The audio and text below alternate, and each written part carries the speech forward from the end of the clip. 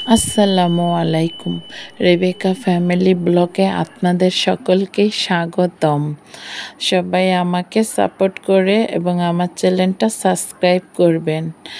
আমি এই তো নিয়ে নিলাম 1 বাটি অ্যাঙ্কার ডাল। তো আমি এই ডাল দিয়ে আজকে মতিচুর লাড্ডু তৈরি করে দেখাবো।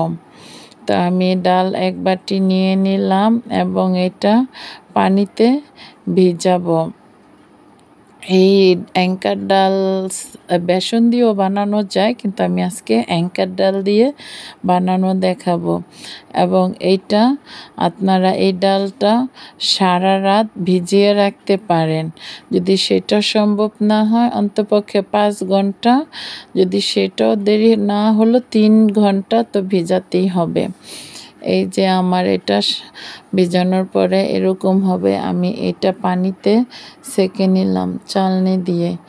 এরপরে আমি এটা ব্লেন্ডার জারে এইভাবে ব্লেন্ড করে নিব। তো আপনারাও এইভাবে শিলপাটাও বেটে নিতে পারেন। আমি ব্লেন্ডার করলাম কারণ আমার কাছে ব্লেন্ডার আছে। আমার ব্লেন্ডার করা শেষ। আমি তেল নিয়ে নিলাম এবং তেলের ভিতরে এইভাবে এটা ছেড়ে দিব। আপনারা চাইলে আরও ছোটো ছোটো বড় করতে পারেন। আমি একটু বড় বড় করে দিলাম। এইভাবে এটাকে তেলে ভেজে মচমচা করে নিব। মানে আমরা লাড্ডুটা যে কালার খাই আমি ওই কালার করে নিব। এই তো আমি একটু ভেঙে ভেঙে দিতেছি যাতে আমার এটা ভিতরও ভালো মতন ভাজা হয়ে যায়। কারণ মতিচুর লাড্ডুটা কালারটা যে যেটা খায়, কেউ হালকা কালার করতে চাইলে আপনারা আরও হালকা ভেজে নিতে পারেন। আমি একটু মানে হালকাও করব না, আবার বেশি গাঢ়ও করব না। এই যে আমার এই কালারটাই বেশি ভালো লাগছে, তো আমি এগুলো ব্লেন্ডার করে নিলাম। আপনারা চাইলে পাটাও বেটে নিতে পারেন। আমি ব্লেন্ডার করার পরে এখন আমি এটা কিভাবে বড়াটা বানাই, আমি এই বাটির 1 বাটি চিনি নিয়ে নিলাম। আপনারা মিষ্টি কম বেশ খেলে কম বেশ নিয়ে নিতে পারেন। তা এটার ভিতরে আমি 1 বাটি চিনি নিছি এবং আধা বাটি পানি দিয়ে এভাবে চুলার আঁচে নাড়াচাড়া করতেছি।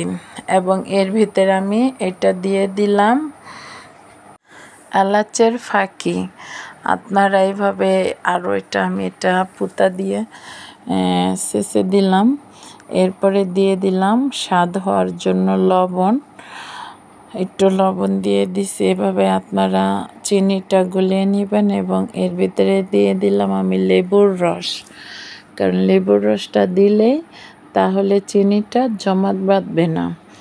তো আমি এভাবে একটু নেড়ে দেখবেন, এটা যখন একটা আঠা আঠা ভাব, ওরকম না, হালকা যখন আসবে তখনই আপনারা এটা ঢেলে দিবেন,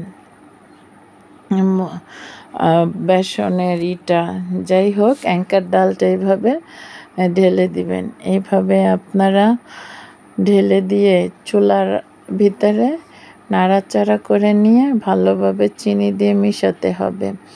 এরপর আমি এটা দিয়ে দিলাম কাজু বাদাম।